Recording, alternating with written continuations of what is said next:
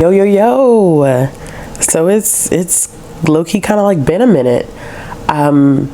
It's been, I think, close to 21 days, so about 3 weeks since I've done a sit-down video, and then I did a live for my birthday 2 weeks ago. So there hasn't really been any content on this channel in about 2 weeks.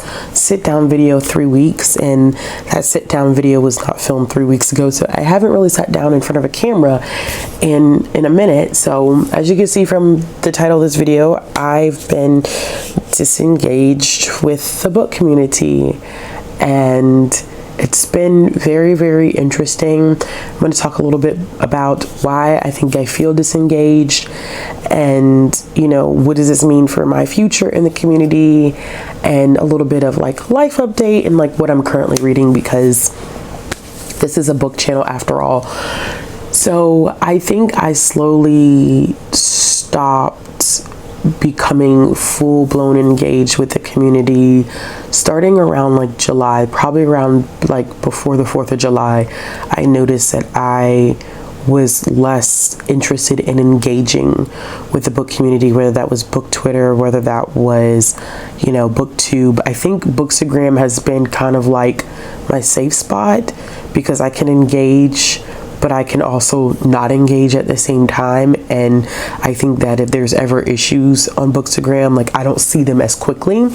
So I've really like pulled back, and I noticed I was becoming super disengaged because like I have not watched anybody's, like no one's content. So I apologize to people that I regularly watch and comment on. Like, it's not you, it is a me thing. I just have not been interested in watching anyone's content, whether I love them or not. Like, I haven't watched anyone's content. I haven't commented. I haven't even been answering my own comments, which is very unlike me. I know that started a little bit before July, but like I at least would make the effort to go through and heart comments and answer as many as I could, but I haven't even done that. And it's been crazy. I have been reading quite a bit, as you can see from my wrap up. September was kind of a dud. Like, September I think is the lowest amount of books that I've ever read since I've been a part of this community. I read like 6 books in the month of September. September was a really, really busy month for me, and I highly doubt that I'm even going to do a September wrap up, because what is the point? So I am also not even like doing well with my Goodreads reviews. And it's not that I'm not interested in reading, or that I haven't been reading, or that books aren't a part of my life. I mean, it's what I do for a living. But I think that the community at large is just not sitting with my spirit right now. And I say that in a way that means that I am not mentally aligning with the community right now, and it's changed a lot. I've been a part of this community since 2014, and it's evolved quite a bit. And not to say that it hasn't evolved for the good, but there are some things that happen now that I just don't like, and the energy and the vibe of some situations I just don't like. And I'm not speaking about any specific situation, because I don't do subtext, like maybe not subtext, but like I'm not subliminally talking about any instance of anything. I'm just saying in general, I think that a lot of people, or most of us, I'm not going to say all, but I feel like a lot of us feel like we're walking on eggshells, or we're skating on thin ice. And I feel like there's this looming feeling and fear for a lot of people of like being canceled, or saying the wrong thing or doing the wrong thing and not really being given any type of grace. And don't get me wrong, I feel like there's situations in which, you say something that's bigoted, you got some internal processing that you need to do. You need to take a step back and really reflect on where you are, like where your soul is at that point.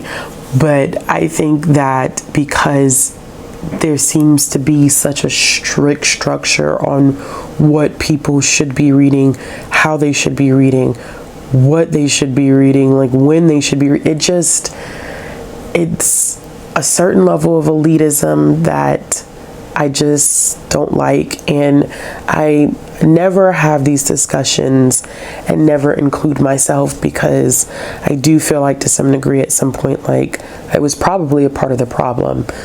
And I try to have discussions about issues that happen in the booktube community in a way that's nuanced and in a way that we could kind of see both sides of the argument, where we can kind of see varying perspectives, whether I agree or disagree with the opposing perspective than what I may be bringing to the table. But I think the energy for me is not an energy of community and camaraderie. Y'all know what word I'm trying to say, camaraderie. Somebody correct me in the comments. But like that connectedness where it is good vibes, good energy, good times, it feels lost. And that's worrying for me, because that's the reason why I'm a part of this, because I don't have many people in my personal life who read the way that we read, who review the way we review, the way that we immerse ourselves into books. I'm a librarian, but still, even as a librarian, when I talk about how much I read, people are like, yo, like that's a lot. Like we all work in the library, but you read a lot. And so for me, this community has always been like a second home, and it's been a safe space for me, and I don't feel that way anymore. And that doesn't mean that my mind, because if you know me, then you know me. Like, you know me. People's opinions don't really hold much value. Like, people's opinions of me, if I don't know you like that, if I don't have a personal relationship with you, like I don't put much weight to it, especially when negative, because you don't know me, I don't know you. But I think that it's much to be said when you have a community that is your second home, it is your safe space, and it doesn't feel that way anymore. And I'm not saying that behaviors or mistreatment of people shouldn't be called out or it shouldn't be addressed, because it should. No one should be mistreated. No marginalized group or anybody should be, should have comments made about them that are derogatory, or things written about them that are derogatory or stereotypical, or whatever things that we debate. But for me, I think that it's become so hard to distinguish when people are doing it because they're doing the right thing, and when people are virtue signaling, and when people want clout. And that troubles me a lot. It worries me, and quite frankly, it makes me rather uncomfortable, because it becomes hard to distinguish friend from foe, and that makes for a very toxic environment. And I don't think that BookTube necessarily is within itself is toxic, because the engagement's a little different. But when you start throwing in things like book Twitter, it it then becomes an issue. And for me, I just have not been in the headspace to kind of deal with that. I think I want to come home to a community where, not saying that we won't have our issues, because we're all people. We bring baggage to the table.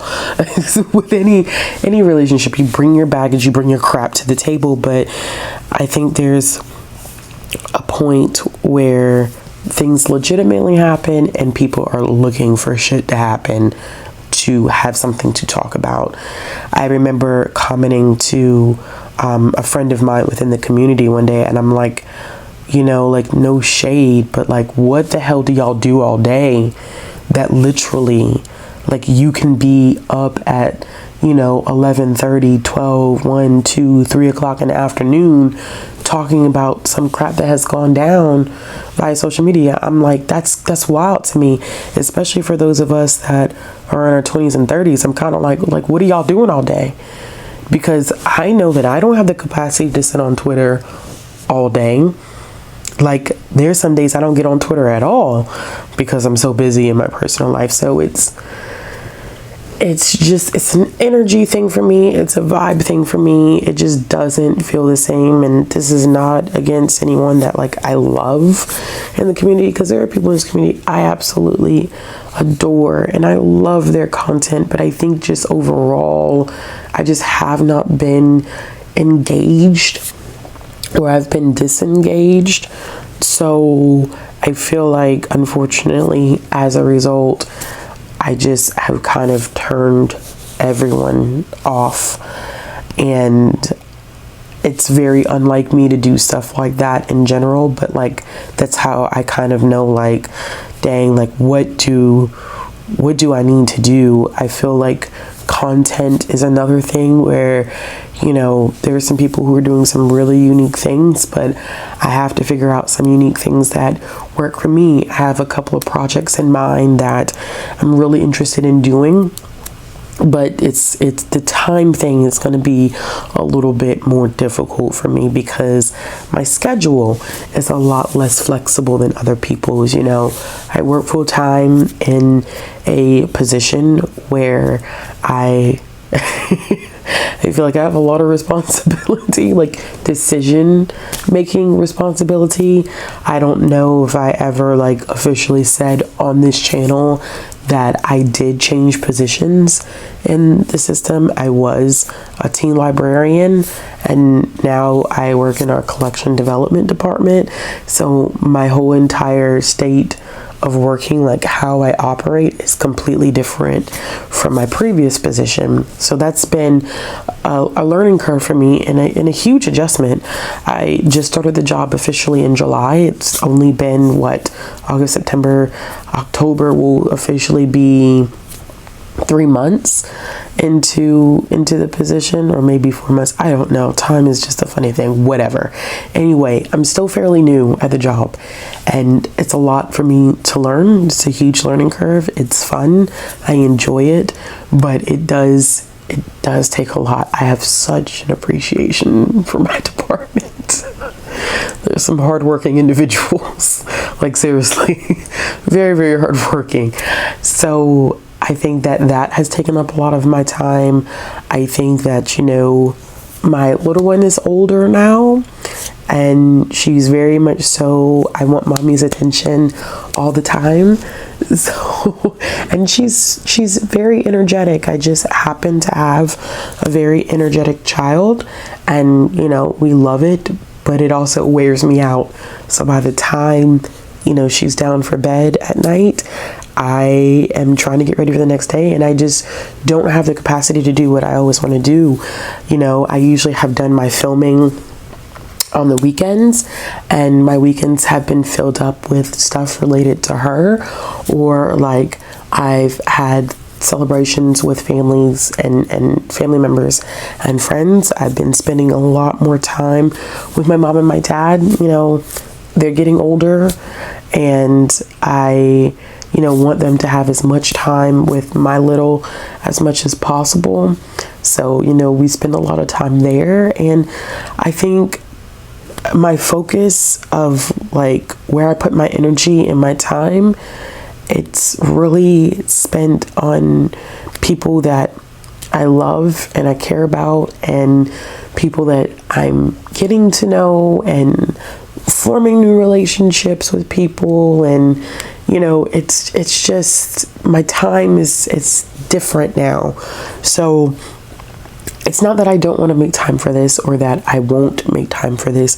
I think that there is a different value that's placed on this now. I think because I just have a very different perspective of the community at the moment, that I just haven't felt the need to put as much value and time to it as I have in the past. And it's disappointing, and it's kind of frustrating, because I don't want it to be that type of situation. I don't want it to be a point where I become so disengaged that I'm like, okay, I'm just done making content, because I love talking about books. I love talking with people in the community, about books. I like having these conversations that we have, whether it's about publishing or the state of the community, but I just don't like the negativity. It's a lot of, from what I've observed, and I mean, you can tell me I'm wrong. Anytime I always talk about this stuff, even though I'm talking about like my perspective, my experience, if you disagree, you disagree. We can agree to disagree, which I think is the value of having any type of conflict resolution or having any type of discussion, is that sometimes you just have to agree to disagree. Like, we're just not going to agree about this, and that's okay. But I just feel like the negativity, in some cases, the elitism, the performative activism, the fake wokeness, the virtue signaling, it becomes too much. It's not people doing things that they want to do. They're doing it because they feel like they have to in order to stay relevant, or they have to in order not to get quote unquote canceled. And it's sad. It's sad because it does come across as very disingenuous. And it bothers me a little bit. So anyway, I say all that to say that I want to get back on a more consistent schedule. I want to be able to go back to putting out my content at least 2 times a week, if not 3 times a week. But I think that I just needed that kind of break, that detachment, in order to kind of figure out where I want to go with my channel and what I want to do with this channel. I think discussions on this channel are kind of a staple. I think that is one thing that y'all have really enjoyed, is the discussions that I have on the channel. So of course, like stuff like that will continue. But I also had a couple of projects in mind that I was really interested in doing, and one is specifically related to the history of YA literature. There's a couple that are related to some youth literature awards, and really honestly doing some content that I know I would enjoy, that is not necessarily prevalent in booktube. I think that that's another thing for me too, is like, there's only but so many ways that you can do certain things. Like, I feel like we have flipped and flopped and done, for example, TBRs. Like, there's only but so many ways that you can do a TBR. I just don't know how many different ways people are going to try to come up with, doing a TBR. But I want to do stuff that I'm passionate about, that I know does not get talked about enough in this community, and needs to be talked about in this community because it's relevant to the larger book community outside of booktube, book Twitter, bookstagram, whatever the case may be. So a couple of those things that I'm currently in the works of planning out. I think that in terms of reading, I'm kind of just going with the flow. I really just, that's me. That's who I've always been. That's why I stopped doing TBRs. I was doing TBRs for the longest time because I felt like that's what I needed to do. But I stopped doing TBRs because I'm like, I'm not going to do a TBR because I don't ever read anything off the TBR, because it's not me. I just don't do it. It's not me. I'm not like that. I read whatever I want to read within the moment. So what I have been reading, I told y'all, I think I said that September, I don't even know if I'm going to do a September wrap up. I read 6 books in September. which is extremely low for me in terms of like my average. But September, like I said, was, or maybe I didn't say, September was an extremely busy month for me. I turned 30 in September. My daughter also had a birthday in September. I just had a lot of things going on with family in September, a lot of work things going on in September. So September was pretty packed for me. But I did start October off with a pretty big bang. And I've been reading quite a bit of random things. I'm currently doing this thing where I'm reading Ellen Hopkins' backlist because I have read so much of her stuff growing up, and I want to go back and revisit. Like, I read a lot of her stuff when I was in high school, which y'all know I just turned 30. I was in high school starting in 2005-ish. Yeah, 2005. I was a freshman in high school. So for me, I read a lot of her stuff in high school, and I just want to see if I feel the same way or if the material holds up. I did end up already reading Cranked and Glass, which is, they're the first two books in the Crank series by her, and they all deal with, it's based off of her daughter's experience with crystal meth. And I never read Crank or Glass, I believed, when I was in high school, because the stories didn't sound familiar to me. But it's really interesting. I'm going to save my thoughts for my wrap up, but I did end up reading those two. I read Burned by Ellen Hopkins, which, I'm talking about Ellen Hopkins. I read Burn, which I did read in high school because I knew exactly how it was going to end when it started. And I was like, oh, I remember this one. I'm reading Impulse, which is another one I know that I read in high school because I remember exactly how that one ends as well. I think I have a couple other ones queued up. I think I'm going to end up finishing the Crank series. The last one, I can't remember what the name of the last book is in the Crank series, in the Crank trilogy, but I'm going to read that one. I probably am going to try to read Fallout. It's the third one in the Crank series. I probably will try to read Perfect, which is the second book to the Impulse book, and then I probably will try to read Smoke, which is the second book to the Burned series. Now, I think that if I read enough of her stuff, I'll do an author exploration. That is something that I've been wanting to do more of that I have not done, is author explorations, and I wish that I did do more of them because it's a great way to introduce people to an author and to kind of talk about how, you know, the writing style has changed or what people might like if they've read certain things. So if I read enough, I may consider doing one of those. I feel like I've done them in the past, but not so much anymore. And then I did end up, I can't remember if I finished A Good Girl's Guide to Murder in September or October. So that's probably a September book. I'm guessing it's a September book, but it was really good. One of the best YA thrillers / mysteries that I've read in my lifetime. It was really, really good. Currently on hold for the second book in that series. I listened to it on audio. And then I finished Rage by Bob Woodward, which was the second kind of follow-up to Fury, which I read last year, which is about the first half of Trump's presidency. And this one is about the second half of Trump's presidency, which is really interesting because it talks a lot about his COVID response or lack thereof. So that was an extremely interesting book.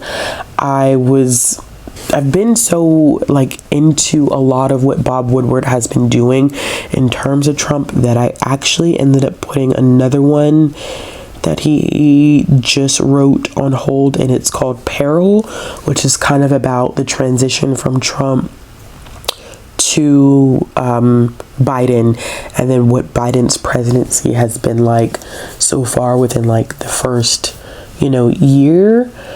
There's a couple other things that I have on hold. I have one book that's about Kendrick Lamar that I'm really excited for. I have a couple of thrillers that I have on hold that I'm really interested in getting to, which I don't know why all of a sudden, I think because I did the live show with Lala and Brie, all of a sudden I'm kind of I'm kind of into the live show thing. I was going to be doing an announcement video for Blackaweenathon and some other stuff, but I'm trying to participate in Blackaweenathon.